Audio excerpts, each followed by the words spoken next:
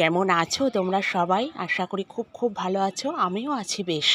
তা চলো একটা নতুন ভিডিওর সাথে তোমাদের সকলকে ওয়েলকাম। তো সুপ্রভাত সকলকে। একটা নতুন সকাল, নতুন ভিডিও। তো দেখো এখানে প্রতিদিনকার মতো যা কাজ থাকে, কিন্তু আজকে সবার আগে সকালে উঠে জামা কাপড় সব কেচে দিয়েছিলাম, সেগুলো ছাদে মেলতে নিয়ে এসেছি। আজকে আগে কেচেছি জানো না জামা কাপড়। তো এইসব কাজ বাজটা থাকে করে এখানটায় চলে এসেছিলাম। তারপরে আবার হলো কিচেনে সকালে একটু বানাবো চাটা করে নিচ্ছিলাম তাড়াতাড়ি করে।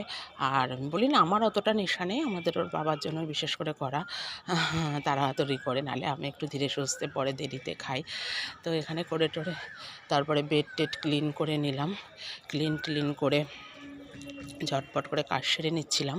আর ওখানে তো ছেলেটাকে পড়তে পাঠিয়েছিলাম, বললাম যে মানে পড়তে বসেছিল যে তুই পড়তে লাগ, আমি আসছি।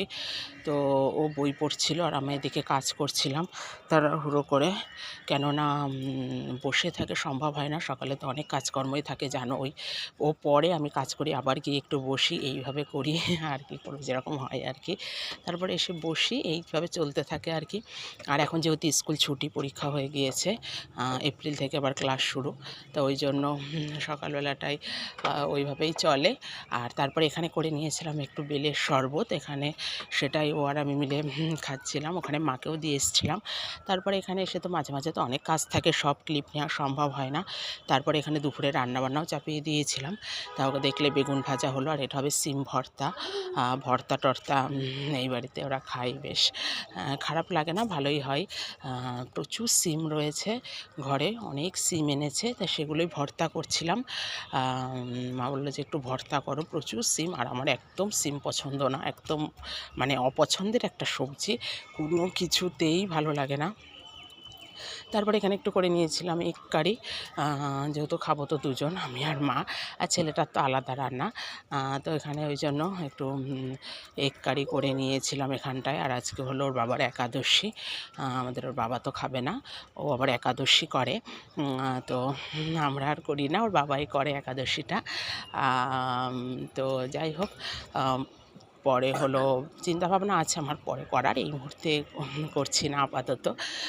তো এখানে স্নান করে তারপরে আবার সমস্ত কাজকর্ম সেরে এখানে ওর বাবার জন্য বসিয়ে দিয়েছিলাম একটু সবজি। ওর বাবা একাদশীতে হলো আলুর সবজি খায়, এটা হলো ঘি দিয়ে করা হয়, কোনো তেল টেল খায় না, ঘি দিয়ে বাদাম দিয়ে আলু দিয়ে হলো লবণ চিনি, আর ওই লবণ মানে সন্দব লবণ, আর একটু গোটা গোলমরিচ এই দিয়ে এই যে আলুর তরকারি, এটা খাই, বেশ ভালো লাগে খেতে গরম গরম। ওই জন্য একটু দেরি করে বসাই, স্নান টান সেরে একেবারে ধীরে সুস্থে খাওয়ার আগে বসাই গরম গরম, একটু বেশি করে ঘি দিয়ে। এই দেখো নামানোর আগেও একবার ঘি দিয়ে নিলাম।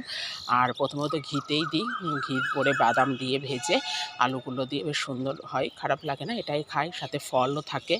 তারপরে আমি একটু বিকালবেলা একটু বেরিয়েছিলাম বাজারে, একটু টুকিটাকি জিনিস ছিল নেওয়ার, সেগুলোই নিতে গেছিলাম। দেখলে এটা বাড়ির পথে ফিরছিলাম, ফিরতে ফিরতে সামনে দেখে একটা গরু চলে এসেছে।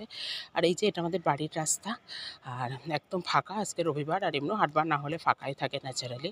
হাটবারে দুদিন সপ্তাহে ভিড় থাকে। ওই যে সবুজ রঙের ওটা আমাদের বাড়ি, গ্রিন কালারের।